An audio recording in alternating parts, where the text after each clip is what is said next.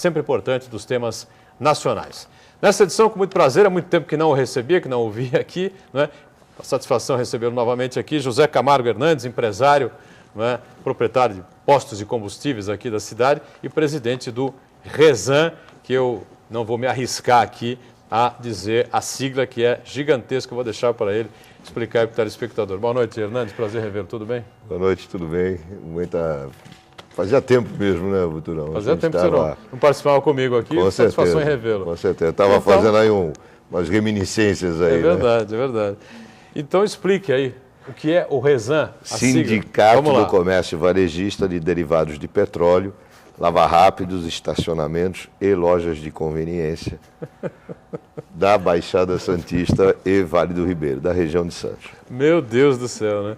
Você vê que, pelo tamanho dele, ele representa bem o sindicato com esta sigla gigantesca que a gente resume aqui. Mas é mais fácil Rezan, né? em Sindicombustíveis Rezan. Sindicombustíveis Rezan. Rezan, porque é região de Santos. Região de Santos, está certo.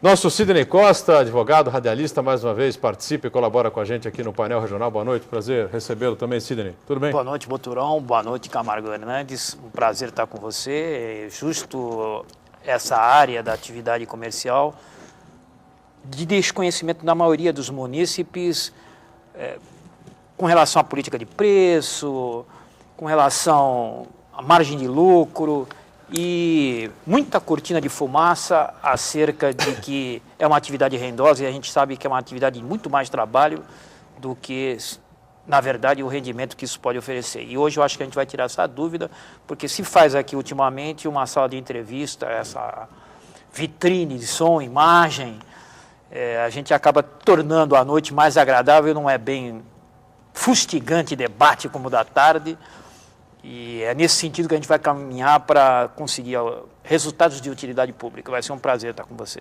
Muito bem, 3014-5281 para você participar conosco, a sua pergunta, o seu comentário, a sua opinião a respeito dos temas, dos assuntos que a gente vai colocar em debate e discussão ao longo do programa. Antes de entrar especificamente no tema do Camargo Hernandes, Zé Camargo Hernandes, o Rezan, não é? E as questões que mais vêm preocupando o setor aqui na cidade, na região, a gente confirma para você que o Tribunal Regional Eleitoral aqui de São Paulo cassou na tarde desta quinta-feira os mandatos da prefeita Márcia Rosa, de Cubatão, e do seu vice, Donizete Tavares. Márcia Rosa do PT, Donizete Tavares do PSC, tá certo? 4-2 por parte dos desembargadores definiram aí a cassação da prefeita e suspenderam os seus direitos políticos por 8 anos, como também do vice Donizete Tavares. Para resumir, não é? Por indício de propaganda eleitoral antecipada e também por abuso de poder econômico durante a campanha eleitoral de 2012. Ainda cabe recurso ao Tribunal Superior Eleitoral, a informação que a gente tem, não é? E esse processo é o segundo processo de cassação. A prefeita Márcia Rosa foi cassada 2 vezes em primeira instância no Tribunal Eleitoral de Cubatão, não é?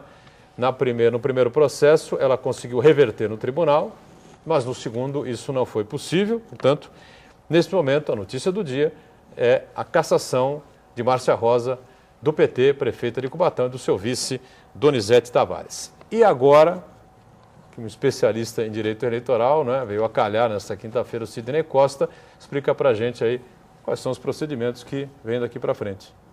Boturão, a gente já teve a oportunidade de entrar nesses meandros da novidade da Lei 135/2010, que, a bem da verdade, ela é uma lei complementar que complementa a Lei 6490, que é a lei de inelegibilidade. Com a introdução desse chamamento da sociedade para pegar-se 1 milhão de assinaturas, incluiu-se nessa lei o artigo 42, que eu acho ainda polêmico, embora tenha passado no TSE por maioria de votos, que admite um colegiado fazer a questão transitar em julgado. Para que a gente possa entender, o juízo de primeira instância é considerado um juiz monocrático. E o colegiado já começa a nascer no tribunal com as câmaras de julgamento. Todavia, a Constituição garante, está lá, Boturão, última instância para todos os tipos de recurso. Com a novidade introduzida no artigo 42 da Lei 135/2010, 2010, virou-se terror essa tragédia anunciada, onde as referências disso já aconteceu em Mongaguá, Miracatu, Cananéia, quando o TRE, que é um colegiado, julgando, impugnado o candidato, cassado o candidato, já transita e ele não consegue mais permanecer no cargo. Até o momento, não se viu uma medida heróica, a medida do efeito suspensivo, a medida da liminar. Ninguém conseguiu isso ainda, embora nesses 3 exemplos que eu citei, Mongaguá, Miracatu e Cananéia, isso foi tentado à exaustão. A prefeita de Cubatão precisa de uma liminar. Precisa desse remédio heróico, desse efeito heróico, para que ela consiga levar para a última instância a discussão do que ela entende ser necessário rever. Tá, e ela tem para a gente ser objetivo, ela tem... O prazo agora corre de uma semana, 10 dias, é isso, para ser publicado? Não, publicado agora segunda-feira deve ser publicado já, né? Publicados os prazos na Justiça Eleitoral são exíguos, ela tem 5 dias para tomar o seu recurso de tentar esse efeito liminar. Semana que vem inteira no cargo de prefeita. Se ela não conseguir eliminar, ela deverá perder o cargo, é isso? Olha, Boturão, ela tem 5 dias para... Corridos a partir da publicação. A publicação deve ser segunda-feira, imagino, né? Sim, é dessa ciência que ela toma pela publicação, pela intimação pela publicação, é que acontece o conhecimento do ato. Né? Pois dão um prazo maior, será um trabalho hercúleo dos advogados dela e trabalho esse que a imprensa vai acompanhar, porque até o momento, volto a repetir, esse remédio heróico, esse efeito heróico não foi conseguido em nenhuma dessas 3 referências que eu te dei das cidades que acabaram tendo eleição de novo, né, Boturão? Entendi. A partir do momento que seja publicada essa decisão do tribunal no Diário Oficial do Judiciário, é isso? Da União, Da União? Da União ou do Estado? DOE, Diário Oficial Eletrônico. Diário Oficial Eletrônico. O juiz de Cubatão já declara a vacância do cargo imediatamente? Exatamente. Então, ela tem 5 dias para fazer o remédio que ela pretende, com esse efeito heróico que a gente chama esse efeito liminar. Tá, o juiz declara ainda dá esses 5 dias, sim. O juiz declara a vacância do cargo, ela ainda tem 5 dias? Tem 5 dias. No cargo? 5 dias. No cargo, que é o prazo desse recurso. Ah, tá certo. Fora isso, ela vai ter que deixar o cargo e tentar recorrer de outras maneiras. Se ela não pegar essa liminar, o presidente da Câmara assume e é convocado novas eleições, já que ela não teve mais do que 51% dos votos. Ou teve? Teve 55%. Meu amigo... 55% dos votos. Essa condição... Mas ela está sendo cassada não como candidata, mas agora como prefeita, né? Ela já está no cargo há 1 ano e 4 meses. Exatamente. Reeleita. Exatamente. Né? A presidência da Câmara teria que pegar... O presidente da Câmara assume... Assume e chamar eleições, em tese chamar eleições. Quem determina as novas eleições? Quem dá o prazo? O presidente da Câmara ou é o tribunal? O presidente da Câmara tem que convocar, ele é colocado para isso. 30 dias, 60 dias, qualquer coisa 30 assim? dias, 30 dias. Novas eleições em 30 dias? Novas eleições. Olha, quem tiver estruturado para isso em Cubatão vai sair na frente, né? Porque 30 dias é nada, né? Para você montar um esquema de alianças partidárias, montar uma chapa, essa coisa, né, Hernandes? Você não é político, mas deve ser complicado, né? A gente acompanha a política. Por isso que eu preciso até, no intervalo, tomar um copo d'água, um café, porque tem essa discussão na legislação que a maioria dos votos, 55% ela teve na eleição, vai ter que chamar novas eleições. Quando é apertado, o segundo lugar assume. O segundo colocado.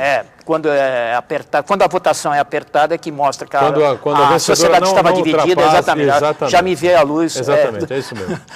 Mas ela teve 55%, Ney Serra teve 35%. Exatamente. E os outros candidatos ficaram bem mais abaixo. Peguei de impacto essa notícia, inclusive. É uma notícia que estourou agora no final da tarde, né? A decisão do tribunal. Bom, Zé Camargo, nós abrimos aqui porque, claro, uma utilidade pública, né? O eleitor de Cubatão, o povo de Cubatão, evidentemente que está tomando ciência aí dessa nova informação da cassação da prefeita e do seu vice, Donizete Tavares. É claro que terá que ser publicado aí no DO online, é isso? O DO eletrônico. DO eletrônico do tribunal. Tudo eletrônico, do sistema eletrônico. E até chegar ao prazo, provavelmente segunda ou terça-feira, o juiz de Cubatão decrete a vacância do cargo. Exatamente. Aí haverá esse prazo. Na outra semana, provavelmente, se a prefeita Marcia Rosa não conseguir eliminar no TSE, Wagner Moura, presidente da Câmara de Cubatão, vai assumir a prefeitura, como disse aqui o Sidney Costa, proclamar aí em 30 dias novas eleições no município de Cubatão. Bom, Zé Camargo Hernandes, vamos tratar aqui do Rezan, né? Dos nossos postos de gasolina espalhados aí por toda a cidade, postos de combustíveis, né? Espalhados por toda a cidade, toda a região metropolitana. E me parece que um dos fatores que mais incomoda os empresários atualmente é a questão da segurança dos postos e os assaltos que vem acontecendo. Ou estou errado? Está certíssimo. Infelizmente, mesmo, né? Esse tema é recorrente e como toda a sociedade, né, vem sofrendo, e nós em particular, os postos de serviço hoje, não mais postos de gasolina, mas postos de serviço, suas lojas de conveniência, suas estações de troca de lubrificante, enfim. Então, essa é uma realidade da sociedade brasileira e da sociedade da Baixada Santista em geral, que a gente vê, infelizmente, nos noticiários das televisões, das regionais aqui da nossa... maior número, cada dia maior número de informações sobre assaltos, sobre problemas da segurança pública. E isso está causando um transtorno muito sério. A gente está tendo problemas sérios com os nossos colaboradores, que obviamente sofrem na pele, né, aquela sensação, eu mesmo já sofri na pele a sensação de ver uma arma sendo engatilhada na sua cabeça, enfim, todos aqueles problemas decorrentes dos assaltos. E a gente sabe que não há outra alternativa senão o policiamento nas ruas, policiamento preventivo, ostensivo, né? Infelizmente, a sociedade, de uma maneira geral, ela está praticamente refém da bandidagem. O seu posto de gasolina, por exemplo, já foi assaltado 7 vezes, é isso? 7 vezes agora, só este ano, assaltos diretos no posto, na rodovia, na Anchieta, um posto que tem já mais de 30 anos, existe ali no lugar, ao lado do Jardim Piratininga. Só este ano, de janeiro para cá, foram 7 ocorrências diretas com o posto, mas 7 ou 8 ocorrências no estacionamento, no pátio de estacionamento, uma vez que muitos caminhoneiros que demandam a cidade, demandam o porto, utilizam a área de estacionamento do posto para pernoitar, para descansar. E veja, não há falácia, o posto está muito bem iluminado, o posto tem um sistema de monitoramento de câmeras, o posto tem segurança privada, segurança particular, mas mesmo assim eles vão de cara limpa, viu, Buturão? Muitas vezes vão de cara limpa, os nossos sistemas de monitoramento filma, mostra, levamos o CD na delegacia, quando fazemos o boletim. Já sabemos todo o trâmite que tem que ser feito. Está acostumado. Temos um outro caso de um outro posto ali no bairro do Valongo também, que é visitado pelo mesmo assaltante. Tem loja de conveniência também no seu posto, não? Temos um restaurante lá naquele posto da estrada, né?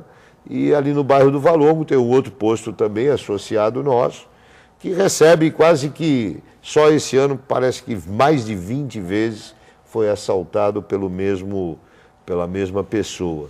Até na segunda-feira agora passada, próxima, foi a última vez que foi assaltado. Então, sabe, é uma coisa que você não sabe mais a quem recorrer.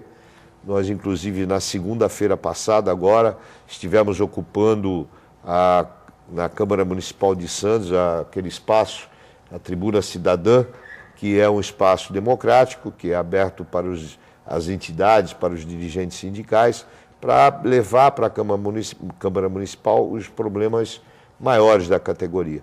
E, realmente, dentro da nossa categoria, o problema maior, não só na cidade de Santos, mas na Baixada Santista, de uma maneira geral, são os assaltos, é a falta de segurança que está comprometendo não só os nossos colaboradores, mas muitas vezes até os nossos próprios clientes, os nossos consumidores. Muito bem, a gente tem que fazer o primeiro intervalo aqui no painel regional, vamos para o break, você fica com o VT do Trabalho Infantil e já a gente retoma aqui essa conversa importante sobre o que vem acontecendo com os empresários de postos. Estamos, segundo bloco do painel regional, aqui com prazer recebendo o José Camargo Hernandes, presidente do Sindicato Rezan. Né? Sindicato Rezan, né?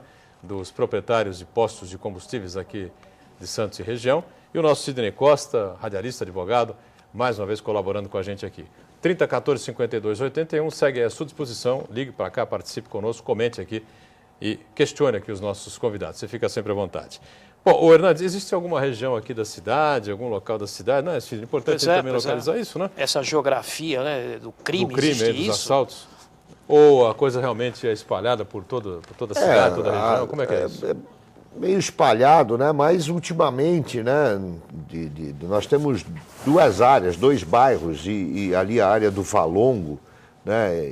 Embora ela esteja passando por um processo de reformulação, de modernização, com a construção do prédio da Petrobras, temos já uma outra construção, um outro prédio grande que está na quadra ali no Valongo, e tem um prédio já praticamente acabado, bem encostado ao morro, ali na rua Visconde do Imbaré, com a Martins Fontes, Getúlio Vargas ali. Aquele miolinho ali, ele tá praticamente todo dia tem alguém sendo assaltado.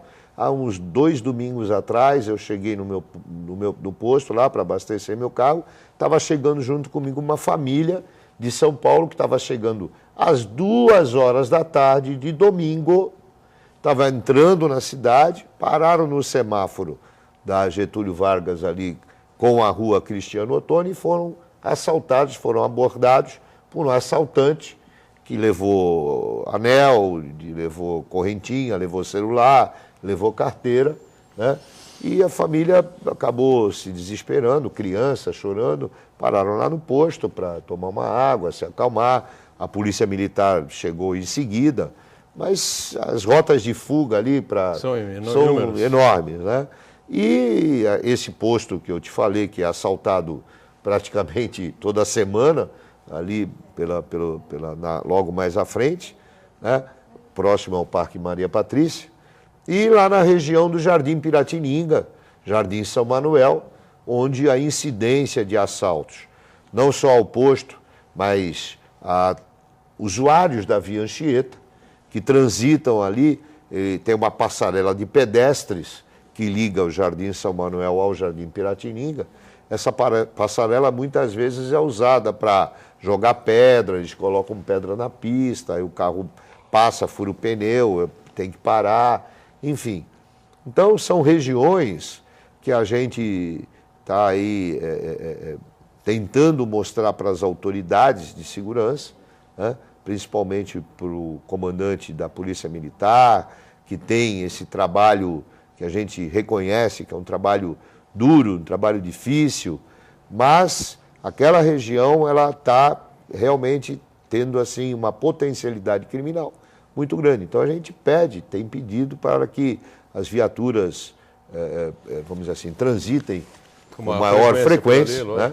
Inclusive, mais tempo, né? O nosso pleito junto às autoridades, a Polícia Militar, Polícia Civil, e nos documentos que a gente tem entregue, aí tivemos uma reunião com o delegado seccional, Dr. Rony, já tivemos 2 reuniões com ele. Rony Dutra. Para, eventualmente, instalarmos, né, a sociedade civil até ajudando, um posto fixo da Polícia Militar ali no bairro do Jardim Piratininga, né, que é um bairro extremamente residencial, um bairro pacato, um bairro que convivemos ali há mais de 30 anos com os moradores do bairro. Aquele bairro originariamente foi construído para receber até os policiais militares aposentados, tem alguns que moram lá, enfim, e hoje, infelizmente, o bairro, todos os moradores estão transtornados, porque além da violência, outras situações de tráfico de drogas estão ali permeando o dia a dia de todos ali que moram e nós que trabalhamos ali.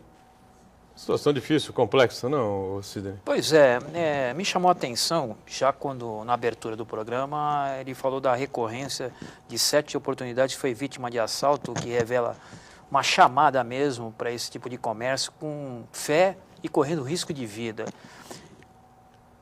Os postos de gasolina têm colocado instrumentos de segurança, como você falou, câmeras de monitoramento, guardas particulares.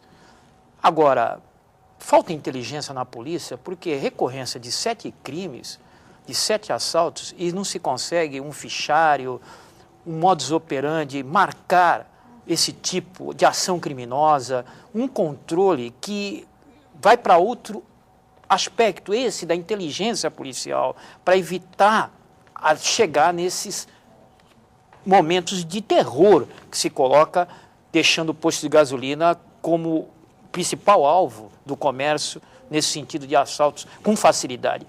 O que falta para a polícia ter esse instrumento de inteligência na sua maneira de ver, de dentro do comércio, tantos anos, nessa liderança sindical, inclusive? O pior é que, no caso do Hernandes, ali da região onde fica o seu posto, né, tem lá uma figura que nós não vamos nominar aqui, né, para não glamorizar o bandido, né, o criminoso, né, que não é o perfil aqui do painel regional, mas tem uma figura lá bastante conhecida, todo mundo sabe quem é, né, essa liderança aí que comanda lá os assaltos, os crimes, mas não se consegue pôr a mão no cidadão, né?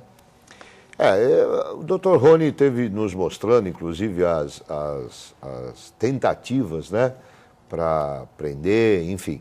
E a gente sabe, tivemos até uma matéria publicada no Jornal da Cidade esta semana, um debate, parece, entre o presidente do sindicato da polícia, dos funcionários da Polícia Civil e o doutor Gagnano, né, que é o delegado do DERINTER, né, falando das questões de falta de recursos humanos. Ou seja, a gente, infelizmente, a gente tem visitado com muita frequência as delegacias em função de toda vez que a gente sofre qualquer tipo de assalto, a gente faz o boletim de ocorrência, leva as imagens, enfim, a gente colabora o máximo possível. A gente tem presenciado realmente as delegacias, pelo menos nos horários em que a gente vai lá, praticamente vazias. Muito poucos policiais, né? E essa é a grande queixa dos investigadores, dos escrivães, dos próprios delegados, né? O número de policiais civis que para poder trabalhar. E o trabalho de investigação, como você falou, o trabalho de inteligência, requer tempo, você precisa pegar uma equipe, se dedicar, eventualmente montar uma campana, né? Como se diz no jargão policial, enfim. Mas para isso você precisa ter um efetivo de policiais para fazer a investigação, que é o pós-ocorrência, né? E precisamos ter um efetivo também na Polícia Militar, um efetivo e equipamentos, né, para fazer o chamado policiamento ostensivo preventivo.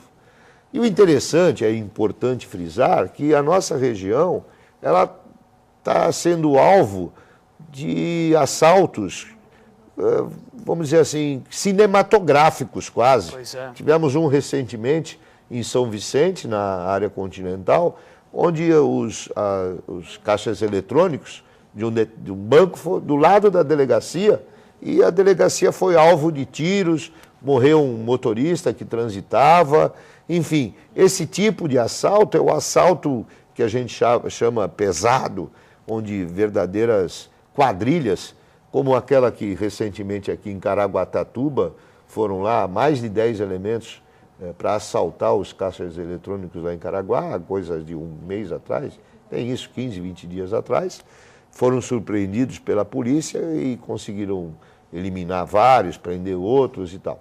Agora, fora esse aspecto do assalto pesado, nós temos o assalto, entre aspas, leve, que é o assalto praticado normalmente por jovens, muitas vezes por menores de idade, que vão com armas de pequeno calibre, tipo revólver. Nós tivemos, de domingo para segunda-feira, tivemos 3 assaltos das 18 horas, 6 da tarde, até as 3 da manhã. Um no posto às 18 horas, meia-noite e pouco, o pátio de estacionamento foi visitado por um grupo de assaltantes, e por volta de 3h30 da manhã, novamente por um grupo de 5 ou 6 indivíduos, 2 deles armados de revólveres.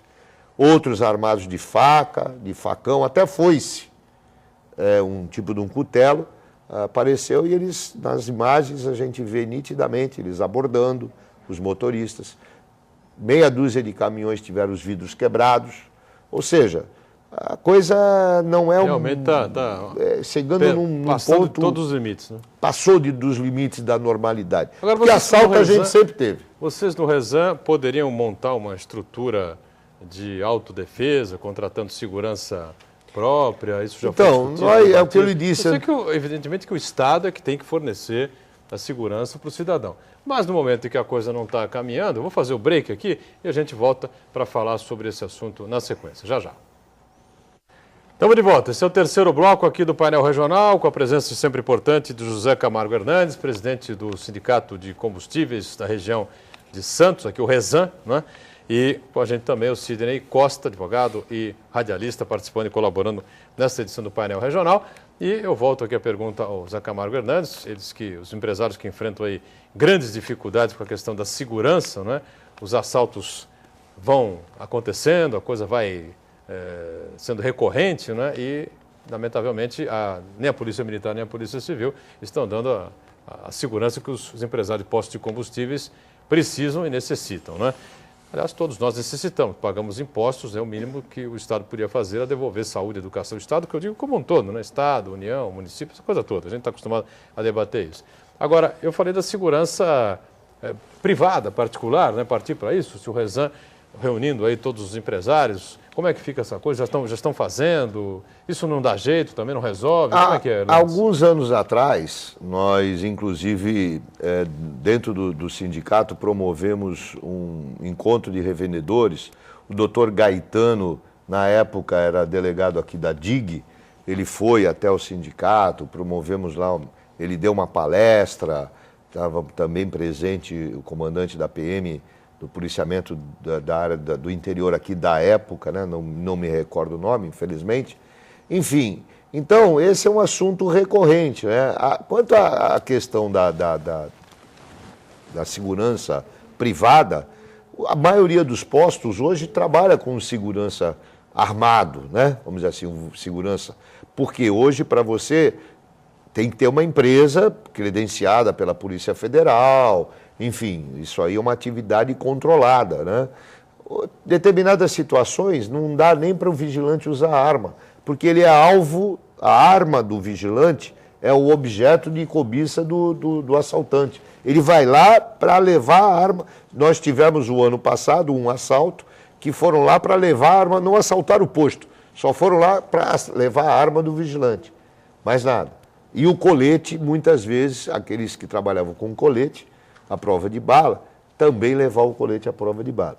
Então, é uma situação muito delicada. Nós temos uma outra postura, que é tentar orientar o revendedor, né, para trabalhar com a menor quantidade de dinheiro possível. Já temos aí algumas empresas de segurança que oferecem cofres eletrônicos invioláveis, e de tempos em tempos passa lá o caminhão forte, recolhe e tal. Então essa também é uma indústria que está crescendo, porque em paralelo com os problemas vão aparecendo as soluções, só que essas soluções, elas custam dinheiro. E aí a gente cai no assunto que lá atrás do começo da conversa hoje, nós estávamos falando sobre margem de revenda, preço de combustíveis, porque hoje em dia uma empresa que tem lá o seu corpo de vigilantes para trabalhar com 24 horas num posto de gasolina hoje, não sai por menos de 13, 14, 15 mil reais por mês. Ou seja, o custo é alto, né? É complicado. Então, né? O custo é muito alto. Sistema de monitoramento por câmeras, sistema de monitoramento por alarmes, tudo isso custa dinheiro. E aí você tem que ir colocando na tua margem de revenda, aumentando o preço para poder cobrir esses custos todos. Então, é uma questão de inteligência mesmo. Estamos tentando sobreviver, senhores autoridades, estamos tentando sobreviver. E nos preocupa a vida dos nossos colaboradores, dos nossos clientes, que muitas vezes também são vítimas desses assaltos. Então é importante que nós tenhamos isso em mente. É importante que nós nos unamos, e eu tenho aqui que agradecer muito a você, Boturão, a esta casa, para abrir esse espaço para a gente, para poder levar esse clamor nossa obrigação. Da revenda, esse pedido de todos os revendedores da nossa região, e darmos as mãos para a Polícia Civil, Polícia Militar, naquilo que a gente puder colaborar para poder melhorar, porque melhorando a segurança no entorno dos postos, vai estar melhorando no bairro, vai estar melhorando para o morador, para o transeunte, para quem utiliza a via Anchieta. Então, fica aqui esse pedido para que nós nos unamos. É uma atividade das mais necessárias para toda a sociedade. Todo mundo tem que abastecer ali.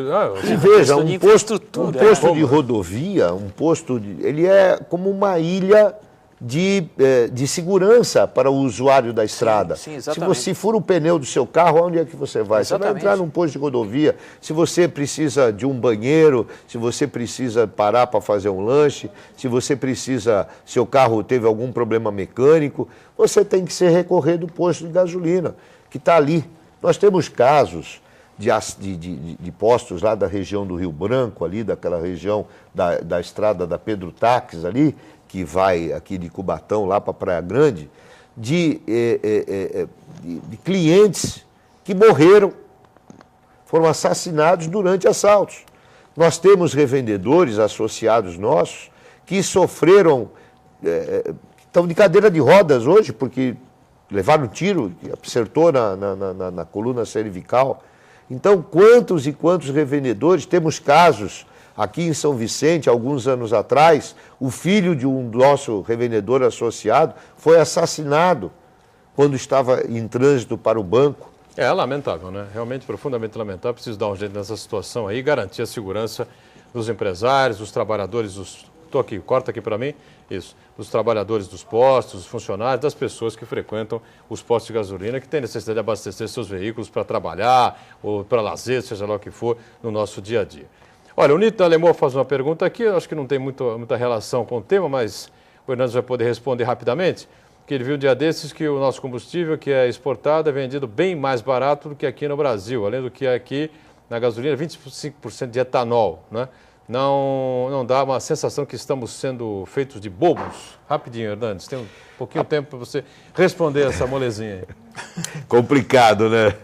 Eu não sou do Ministério da Economia, né? Isso são contratos internacionais que o país tem que trocar muitas vezes. O combustível, o petróleo, às vezes é utilizado como moeda de troca, né?